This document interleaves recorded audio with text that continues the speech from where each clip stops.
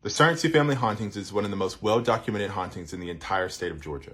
Alan Powell Surrency and his family lived in a two-story farmhouse in which the town is named after. In late October 1872, the family saw sticks of wood flying into the house and around the house. All the doors and windows were closed. This was soon followed by bricks doing the same thing. Glassware would then be thrown and shattered around the house. Kerosene oil bottles were placed in the front of the yard only to be thrown back into the house and shatter as well. This didn't stop until sunrise. It happened again the next afternoon in front of witnesses, their neighbors. The family clock then began spinning 5 hours a minute. This happened until around 8 o'clock at night, and then it began again the next day at noon. This is when a neighbor who was in the kitchen would have a brick thrown at his feet. This brick would be scalding hot to the touch. A mirror in the house would eventually be broken to pieces. The popularity of the paranormal activity in this house caused the Macon and Brunswick Railroad to add an extra train. This house would see over 500 visitors in 3 days. That included news media. One day, the Surrency's daughter Clementine would see an apparition of a man approaching their front yard. She quickly went to the front door. This is when objects around the yard would launch themselves at her only to stop before they reached her. And the activity outside would make its way inside. The wife of Alan and her daughter went to go stay at a neighbor's house.